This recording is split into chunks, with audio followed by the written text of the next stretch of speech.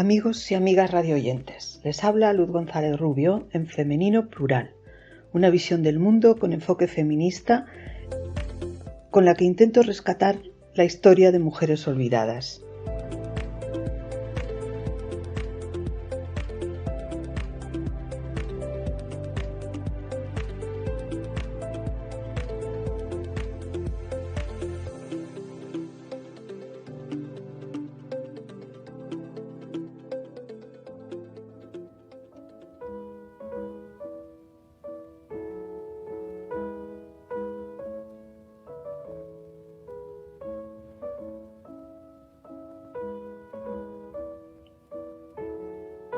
Catalina Bora.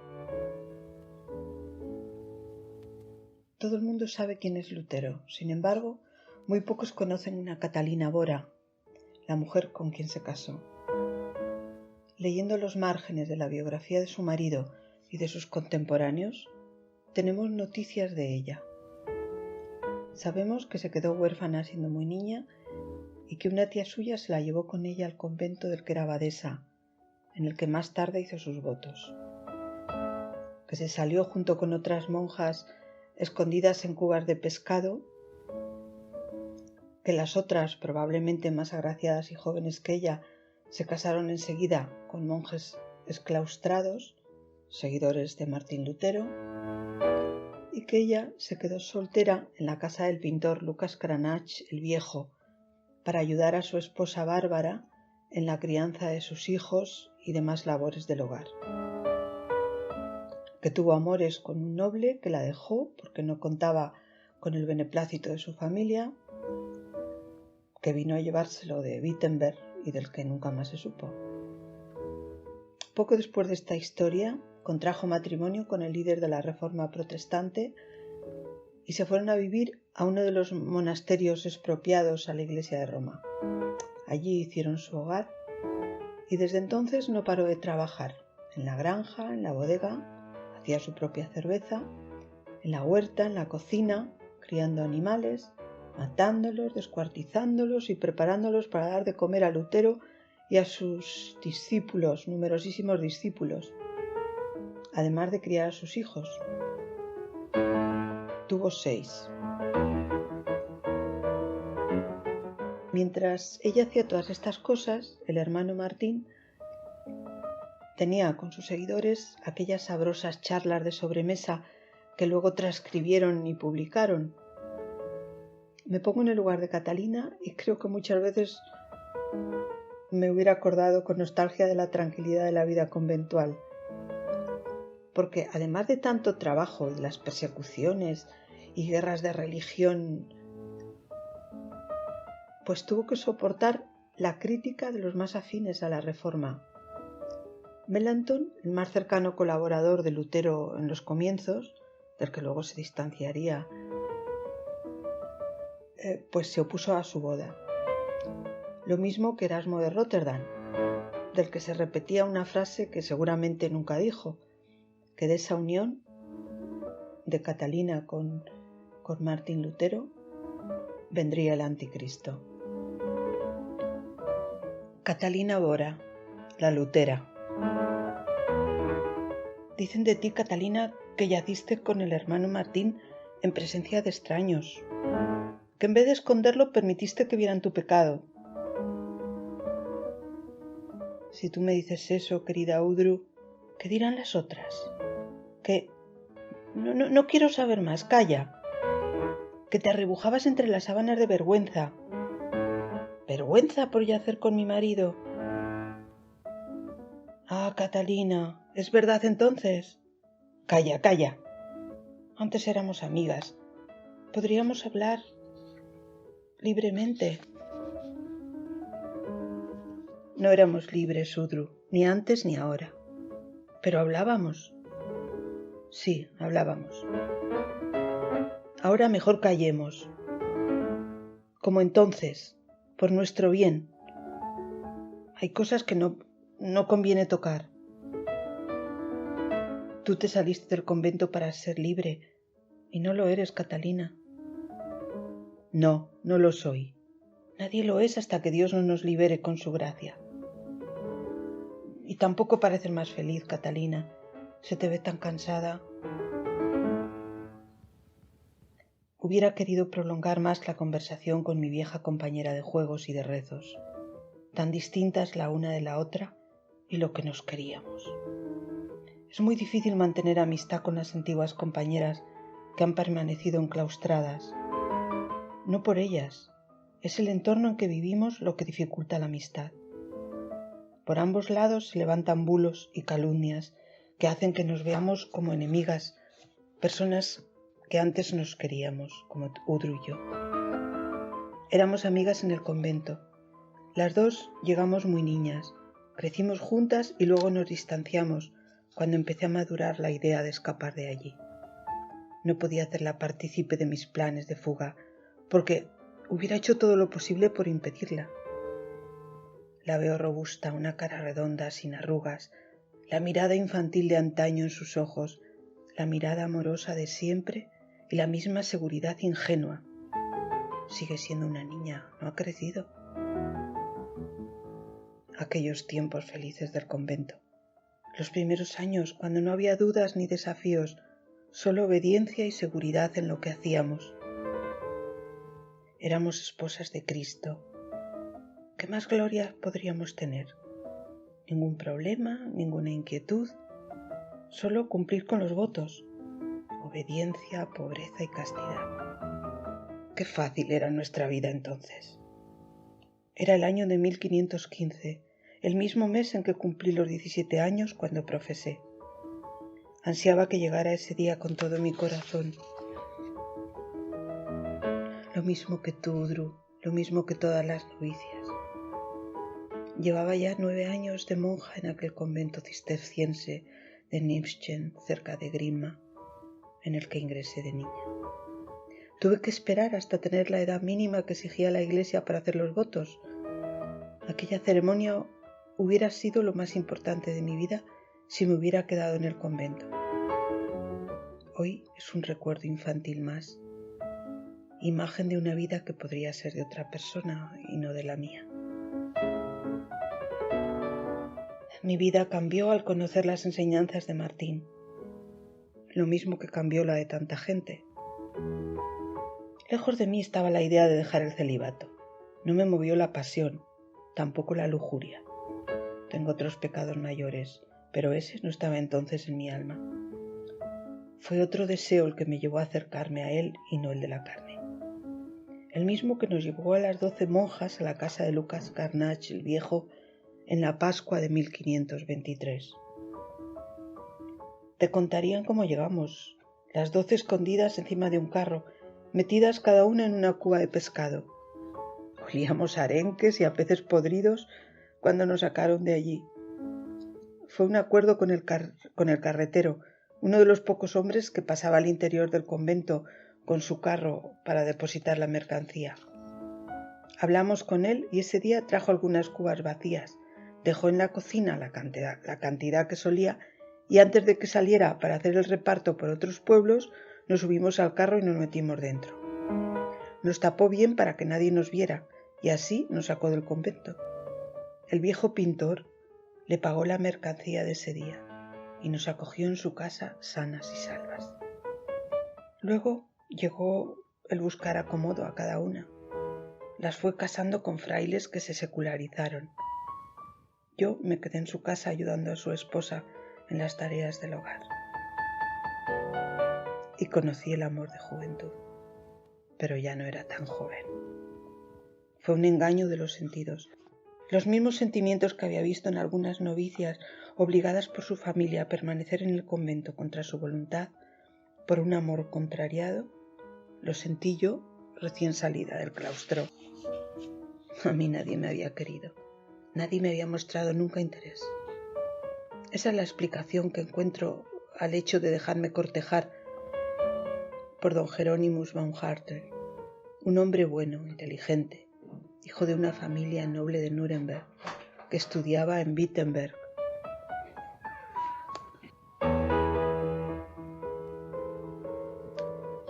La abadesa sabía lo que convenía a cada una de nosotras. Nos cuidaba como una madre cuida a sus hijas. Quería nuestro bien y la amábamos. Era fácil dejarse guiar por ella, muy fácil. Demasiado fácil aquella vida de hora y labora. Rezábamos los oficios, leíamos las escrituras y los libros de devoción. Trabajábamos en la cocina, en el huerto y no nos cansábamos nunca, porque cuando podía ocurrir tocaba la campana para que nos dedicáramos a la oración. Las horas de laboro eran un descanso del estudio, un juego al aire libre. Todas juntas en la huerta, quitando las malas hierbas, contemplando cómo iban creciendo las semillas que habíamos plantado e intentando adivinar en qué se iban a convertir aquellas hojas verdes o aquellos brotes que salían de las ramas.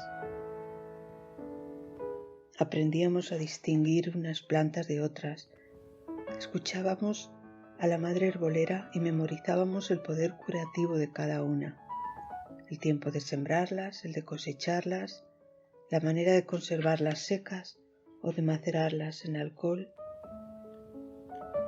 Todas creíamos que yo iba a ocupar aquel cargo de la madre al frente de la huerta. Se me daba bien aquel trabajo. Todo es un aprendizaje cuando eres joven. Los días de lluvia en el estudio aprendíamos latín y griego. Nos gustaba poner nuestros nombres en aquel alfabeto extraño. Nos escribíamos cartas con aquellos signos y mensajes que solo las más expertas podíamos descifrar. Puro juego. No había que desentrañar ningún sentido oculto. Todo el contenido de las escrituras quedaba aclarado con las palabras de nuestra madre priora o de nuestro capellán. Tampoco teníamos pecados. Nuestro confesor nos aseguraba a diario con una pequeña penitencia el estado de pureza. Sí, todo muy fácil, demasiado fácil. Y crecimos. Aparecieron las dudas y las inquietudes de la carne. O al revés. Ya no sé en qué orden. También el miedo. Cerraban los conventos. En otros la disciplina se hacía más estricta. En algunas ciudades los sacerdotes ajuraban de la castidad y se casaban públicamente. En las calles se burlaban de las reliquias, de la obediencia ciega en los conventos y de nosotras. Y nos fugamos. Todo había cambiado. ¿Valía la pena encerrar nuestra juventud en aquellos muros? El que quiere ganar su vida la perderá, se predicaba.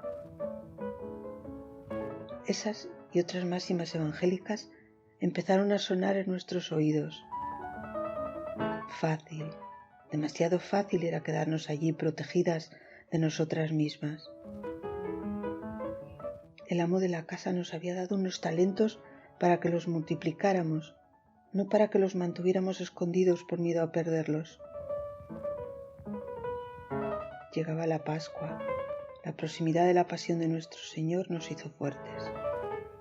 Iba a ser el primer año que celebráramos la Semana Santa fuera de la protección de aquellos muros que nos aislaban de las necesidades del prójimo. En el reparto de limosna, un día me había dicho una pobre mujer menesterosa a la que había reprendido por blasfemar: ¡ay, quién tuviera la suerte de tener un techo y un plato caliente cada día como tienen ustedes!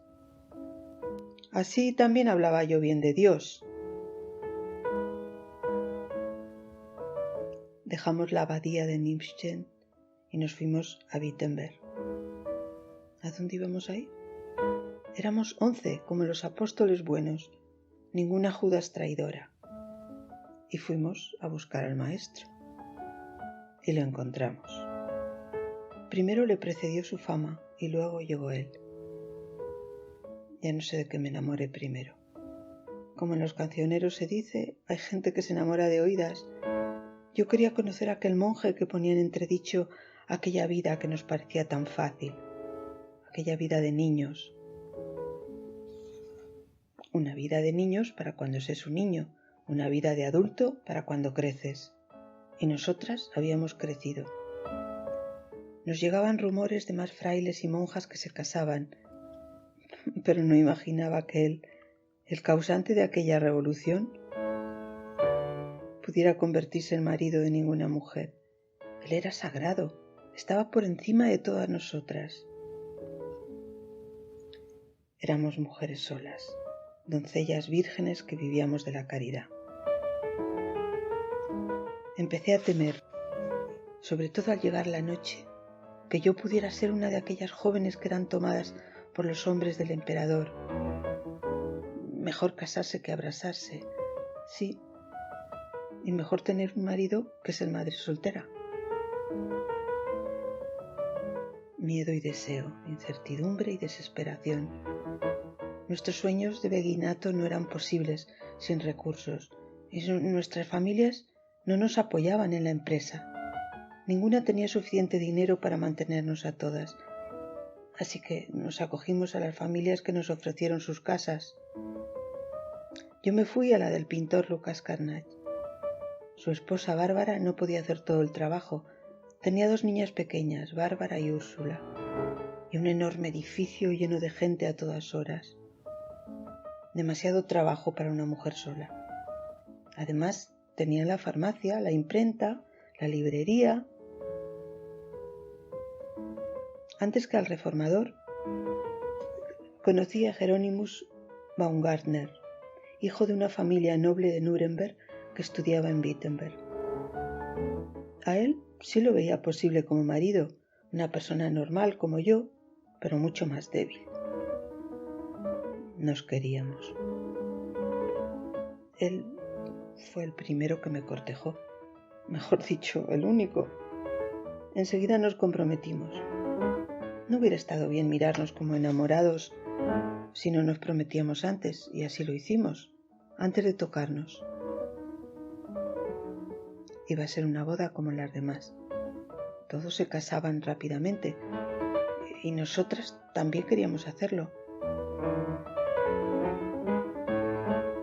Me pedía cercanía carnal y yo no se la di porque no quería hacer verdad todas las calumnias que se inventaban de nosotras. No éramos seres concupiscentes. No nos habíamos salido de los conventos para fornicar, como decían. Al contrario, donde se fornicaba a escondidas era allí dentro. Había pruebas visibles, embarazos de monjas, abortos provocados clandestinamente que se llevaban la vida de las infelices pecadoras. Me había salido para ser una persona íntegra, para buscar a Dios de verdad y ser fiel al Evangelio. El grano de trigo muere para dar fruto.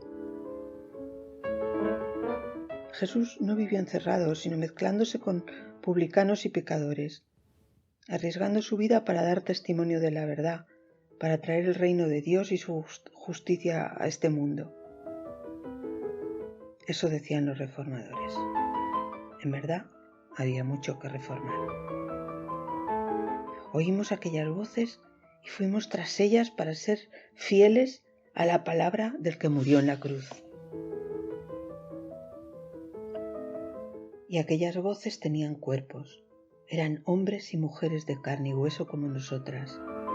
Y al frente de todos estaba Martín Lutero, el perseguido por el emperador, el excomulgado por el Papa, y ordenó a sus seguidores que tomaran mujer entre las de nuestro grupo de exclaustradas.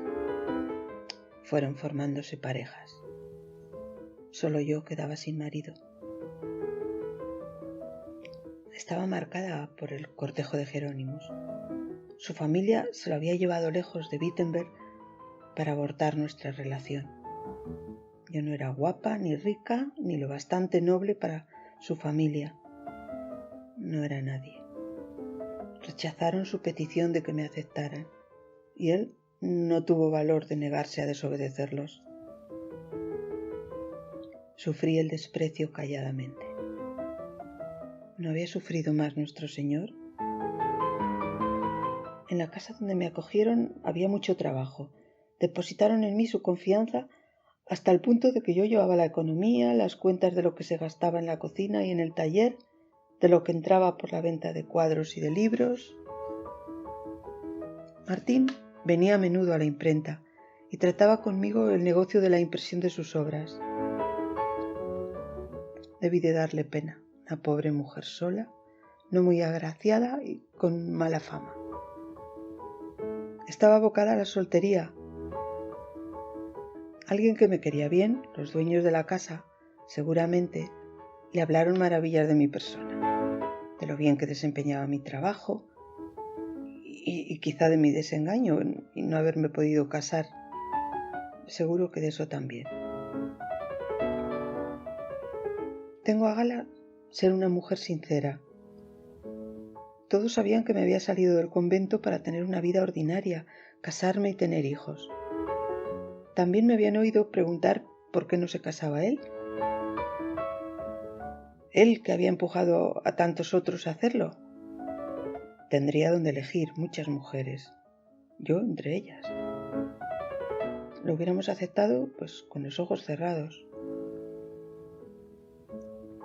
¿Por qué no te casas con ella?, le preguntaron. Y aceptó. Ya no quedaban más monjas solteras. Solo yo. Me aceptó y nos casamos. Era 16 años mayor que yo, lo que no parecía ser inconveniente. Los inconvenientes vinieron por otro lado. Algunos de sus colaboradores no vieron nuestro matrimonio con muy buenos ojos. Felipe Melanchthon estaba entre los que pensaban que la boda iba a ser la ruina de la Reforma. Y no lo invitamos a la ceremonia. No tenía sentido hacerlo si sabíamos de antemano que se oponía al enlace. A Martín le dolió su postura. A mí me daba igual. Estaba acostumbrada a ignorar las críticas y seguir adelante. Nunca fue mi amigo, así que no me dolió su ausencia. Me dolía, eso sí, que se dudase de mi virginidad por aquella relación con Jerónimus que había dado tanto que hablar por culpa de su familia. ¿Y Martín? ¿Era virgen él? A nadie le importaba. En cambio, mi virginidad sí tenía que ser demostrada con aquella ceremonia medieval del matrimonio. Nos casamos como todo el mundo, siguiendo la costumbre. ¿Por qué no se negó él a aquella ceremonia? Yo no podía hacerlo, pero él, el reformador, él hubiera podido. Una reforma más de tantas como eran necesarias en las tradiciones y la liturgia de la Iglesia. Pero no se cambió nada. Celebramos el banquete de bodas, bebimos cerveza y vinos del Rin y nos fuimos cogidos de la mano a la alcoba, rodeando el lecho un grupo de mujeres y hombres que yo no conocía. Me quité la corona y el velo nupcial y los deposité en la mesilla. Después también me quité la falda de terciopelo rojo y la chaqueta con broches dorados. Así, vestida solo con las enaguas y la chambra de algodón, me metí entre las sábanas y cerré los ojos. No miré a nadie de los que estaban a nuestro alrededor. Tampoco a Martín, cuando se introdujo a mi lado desnudo. Me arrebujé entre las sábanas y subí el rebozo para taparme la cara. Martín se acercó. Con una mano separó las telas que me cubrían de cintura hacia abajo y se colocó encima. Su cuerpo me escondía de las miradas, pero aún así abrí los ojos. No grité ni salió de mi boca el menor quejido. Aguanté el dolor punzante y luego me regodeé en la satisfacción de ser yo la elegida, de ser yo la esposa del reformador. No me importaba que hubiera habido otras antes o no. Sabía de las atenciones que él había tenido con Ava, una de las hermanas Schönfeld. Se rumoreaba que era su preferida. Era desde luego mucho más guapa que yo, pero me había elegido a mí. Ya tenía un marido, ya no corría peligro porque no era una pobre doncella indefensa, sino una ama de casa, de la suya, de la del reformador. Pasaron horas interminables aquella noche. Hubo movimiento de sábanas, escuché pasos de gente y los goznes de la puerta al abrirse. Me pareció reconocer una voz, la de Justus Jonas. Hablaban muy bajo, solo se oían murmullos y luego se fueron yendo uno a uno. Los sonidos eran más escasos. Sentí el olor que queda de la cera cuando se apaga la llama. Abrí los ojos y no se veía nada. Ya era de noche. Empecé a oír la respiración del hombre dormido que tenía al lado. Yo no podía dormir. Tampoco me atrevía a levantarme en aquella casa desconocida. Esperé las primeras luces y me levanté. Me levanté cuando mi marido lo hubo hecho. Al lado de la cama se arrodilló en el suelo y yo me puse a rezar con él. Fue el 13 de junio, día de San Antonio de 1525. La ceremonia se había celebrado esa misma mañana. Mis padrinos, mis protectores, Lucas Carnac y su esposa Bárbara. Sus hijas, las niñas que yo había ayudado a criar, llevaron las arras. La mayor, Úrsula, con sus 8 añitos, llevaba de la mano a su hermanita Bárbara, 2 años más pequeña. En brazos de la niñera iba el menor de los hijos habidos hasta entonces. Me dolía separarme de ellos. Habían sido tan generosos conmigo y lo seguían siendo al permitir, como hacen los buenos padres, que me alejara de ellos cuando más me necesitaban, porque Bárbara estaba embarazada otra vez. Sin embargo, había pensado más en mi felicidad que en su conveniencia y propiciaron mi matrimonio. Fueron ellos quienes lo hicieron posible. Hubo quien se opuso, ya digo. Felipe Melanchthon, el fiel colaborador de mi marido. ¿Celos? Melanchthon calificó la boda de error y no fue invitado. No queríamos que nadie entorpeciera la celebración. ¿Fue un error no invitarlo? Tampoco asistimos nosotros, algunos años después, a su boda con Catarina. La amistad con mi marido se enfrió bastante. Ni siquiera los intentos de Lucas Carnac por acercarlos dio el fruto esperado. Hizo un retrato por separado de cada uno y los juntó en la misma tela. También nos pintó a nosotros de la misma manera. A mí, casi de recuerdo, no tenía tiempo para posar. ¿Y mi boda? ¿También fue un error? Se casó Martín conmigo por caridad, es verdad. Pero, ¿acaso la caridad no es amor? ¿No es mayor amor el de la caridad que la pasión que engaña a los amantes? Puede que hubiera sentido pasión por Ava, pero se casó conmigo. Si no me amaba entonces, como se supone que un amante ama a su amada, lo hizo después. El amor fue creciendo con el respeto y la confianza. Y también, es verdad, con la cercanía en el hecho. El matrimonio nos había unido. Ya no éramos dos, sino un solo cuerpo. Ya no era Catalina Bora. Pronto empezarían a llamarme la Lutera, pero él me llamó siempre señora Katy. Antes del año ya estaba embarazada de mi primer hijo. Los trabajos que yo hacía en la casa del matrimonio Carnac no eran nada comparados con los que tenía que hacer en mi nueva vida. Tantos que tuve que pedir a una pariente mía, soltera, que se viniera a vivir con nosotros a ayudarme.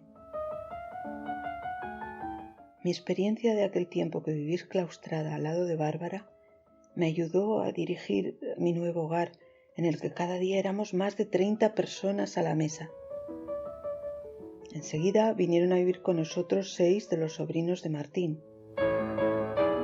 sin contar los innumerables invitados, los seguidores de mi marido que se quedaban a comer.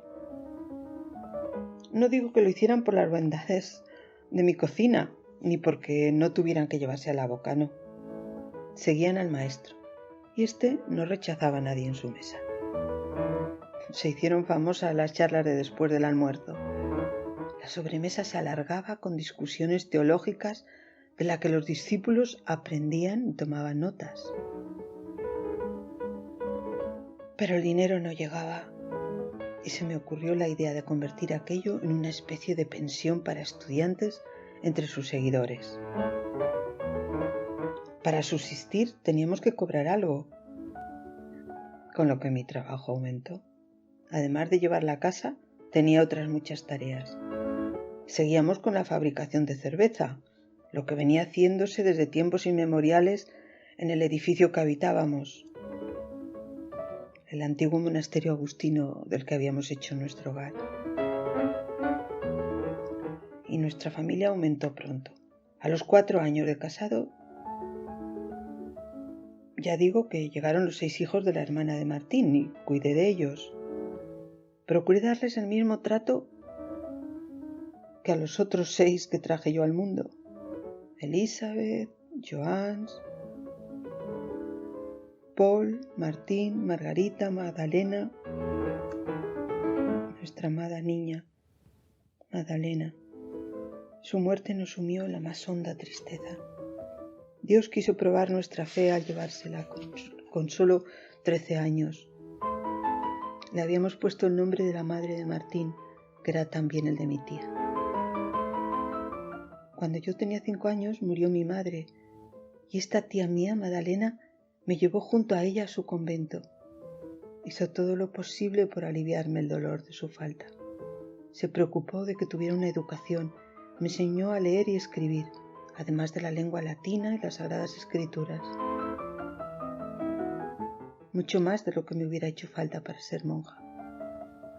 Supo despertarme el amor a Dios y sobre todo el amor a la sabiduría. La desgracia de ser huérfana de mi madre no puede compararse a la de serlo huérfana, madre de una hija muerta. Cuando un hijo falta es un desgarramiento como el del árbol al que le cortan las ramas. Dura un tiempo ya no da fruto. Luego se repone con el tiempo y vuelve a su ser, aunque con las marcas de lo que se ha cortado bien visibles. La vida sigue el plan de Dios y hay que continuar la obra. Gentes de toda condición viene a ver a mi marido. Pasan horas sentados en mi mesa, se beben mi cerveza. Dicen que la hago muy buena. La cantidad precisa de lúpulo, el grado justo de fermentación, les gusta. Todos son elogios. Lleno las jarras vacías. Ellos hablan y hablan, discuten de lo divino y humano. Llega la noche y todos se van. Nos quedamos nosotros, Martín y yo, solos. Los niños están durmiendo y el trabajo de la casa puede aplazarse. Nos sentamos uno frente al otro un momento, rezamos y damos gracias a Dios por la familia que nos ha dado. Ya no hay soledad en nuestras vidas, solo trabajo, mucho trabajo. Qué lejos los tiempos de oro y laboro en el convento.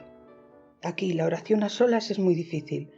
La mayoría de los días rezo en la cama antes de dormirme, mientras friego los cacharros, mientras doy de comer a los animales, cuando amamanto a los niños, mientras hago la comida.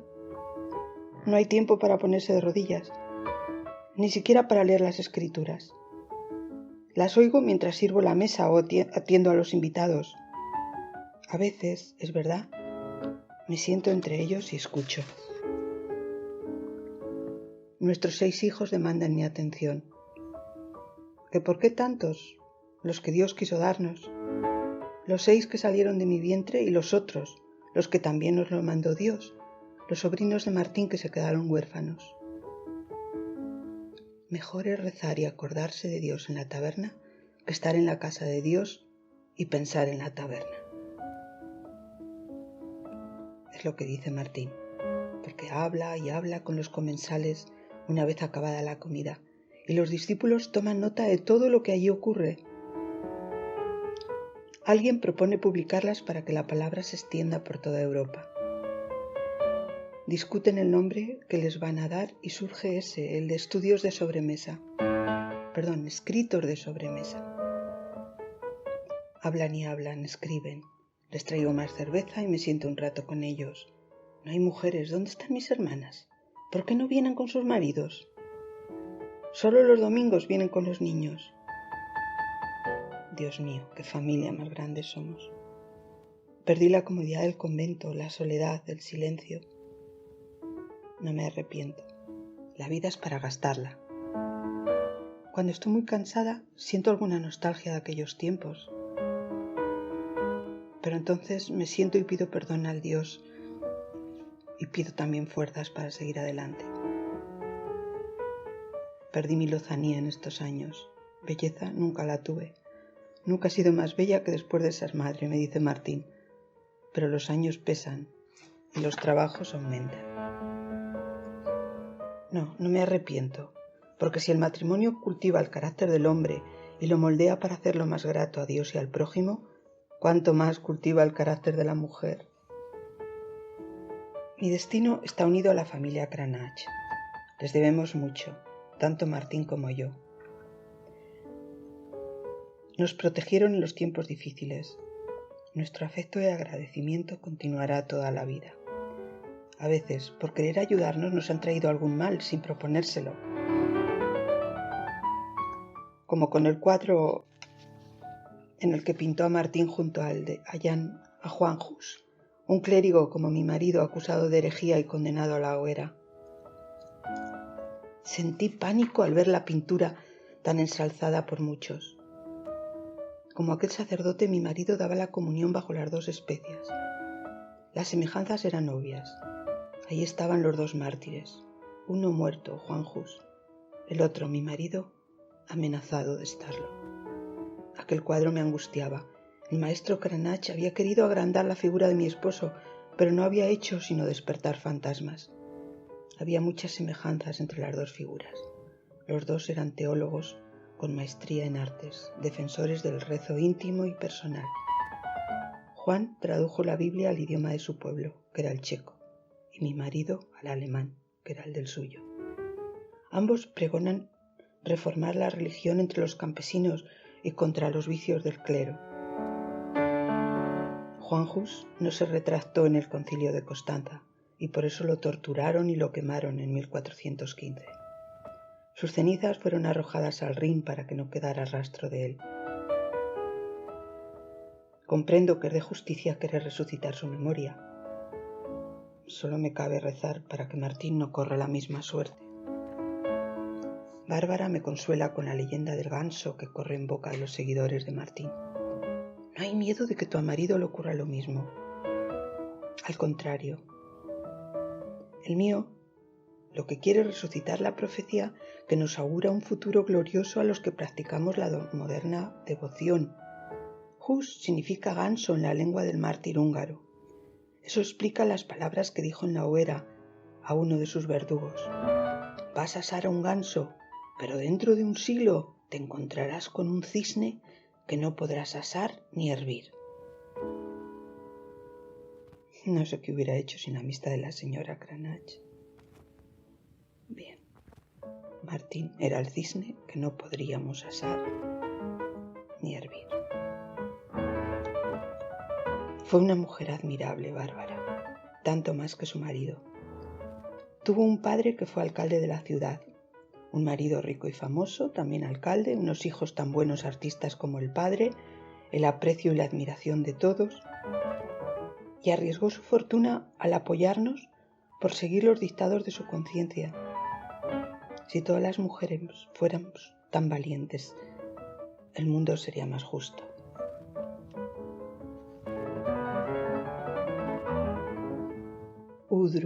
Udru, ¿cuánta razón tenías al verme tan desmejorada? Sí, a veces añoro aquella vida regalada del convento. Si hubieras seguido allí, hoy tendría tu cara sin arrugas, tu cuerpo rollizo y saludable, sin los estragos que los partos han hecho en el mío. Y tu ingenuidad. seguiría siendo una niña como tú. En cambio, soy una mujer que ha sufrido y también ha gozado, una mujer que ya no tiene el cobijo del monasterio ni la seguridad que da la obediencia ciega a una superiora. Ahora la única seguridad es mi fe en Dios y la esperanza de encontrarla. He elegido el camino de Marta, que es más difícil que el de María. Ahora tengo que trabajar con el sudor de mi frente para dar de comer a la familia extensa que hemos creado. Somos responsables ante Dios de su bienestar. Conforme va creciendo, mis trabajos van aumentando. En el convento mis obligaciones estaban en el huerto, nada más. Aquí, además del huerto, tengo la cocina con todas las obligaciones que conlleva. Ser la esposa de Lutero es un gran trabajo.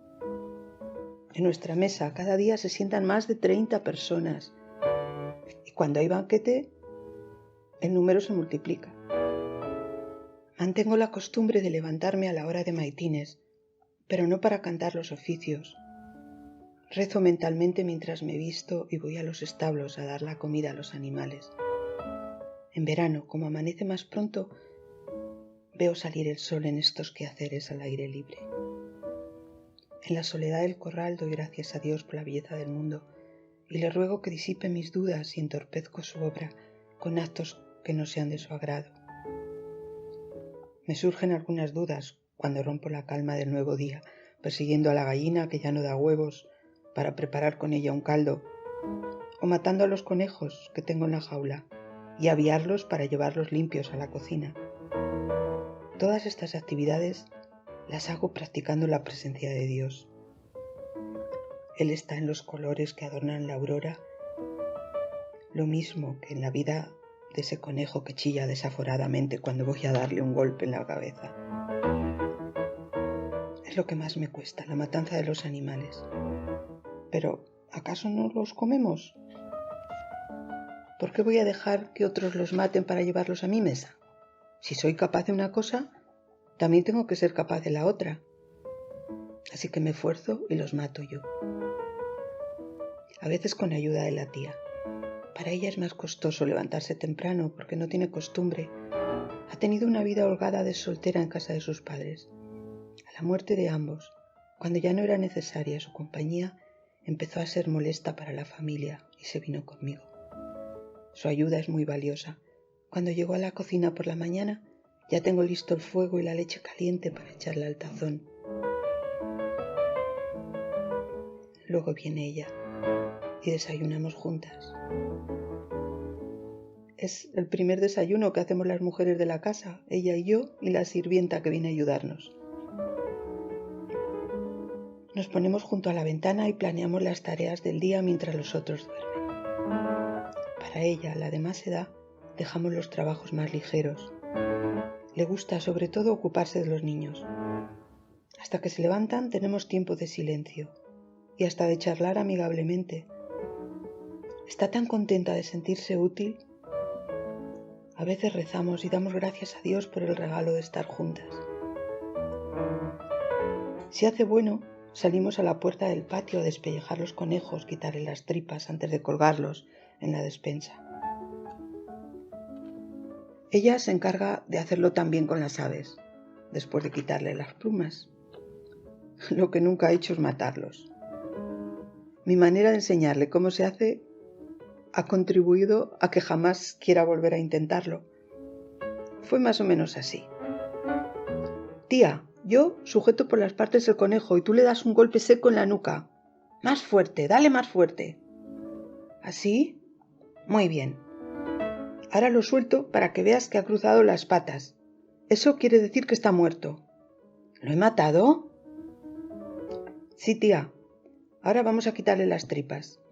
Yo lo sujeto por las patas y tú lo abres. Primero hay que quitarle la piel. Hacerle un corte limpio en el talón. Y vamos arrastrando hacia abajo. Tira hacia abajo. No hace falta más corte, sale entera. Cuando íbamos por la mitad, el conejo empezó a llorar y mi tía Los soltó y salió corriendo. Marta y María. A unas nos toca ser Martas y a otras Marías. Tú, Drew, elegiste quedarte en la quietud del convento, pero tampoco has podido evadirte de algunas obligaciones del mundo, el cuidado de tus padres. Si no hubiera sido por eso, no te hubiera visto. Me alegré de verte tan feliz, a pesar de que me comunicaste la enfermedad tan grave que los aquejaba a los tuyos. Admiré la conformidad que tenías con la inminencia de su muerte. Cuando ocurrió, te volviste al convento y probablemente ya no te veré más. Qué pena que unas ideas nos separen. Estoy con lo que esperan que algún día nuestras diferencias desaparezcan y seamos todos una misma iglesia, como somos todos hijos del mismo Dios. Muchos pensamos así, no creas. Son los menos los que quieren vernos divididos, seguramente guiados por el mismo Satanás, que es quien mete cizaña entre los hermanos. La avaricia crea las guerras. Son tan malas que debemos hacer todo lo posible por evitarlas. De mí puedo decir que hasta he perdonado a mis dos enemigos, Erasmo de Rotterdam y Felipe Melanchthon. Sí, los que se oponían a mi boda. Ya no tengo enemigos. Erasmo dijo que de mi unión con Lutero podría salir el anticristo, o eso cuentan que dijo. Pero, ¿quién lo oyó? ¿Dónde está escrito? Y aunque lo dijera, todos decimos a veces cosas en un momento de ofuscación. Sus escritos como cómo evitar la guerra, sus deseos de que haya paz en Europa, bien se merecen mi perdón. Lo mismo que Melanchthon. Hay más cosas que nos unen de las que nos separan. Ojalá sus deseos de unir nuestras iglesias se cumplan. Se evitarían muchos saqueos, atropellos y violencias que se hacen falsamente en nombre de la religión. Destruyen conventos e iglesias para quedarse con sus riquezas. No es la fe, sino la avaricia lo que provoca la guerra.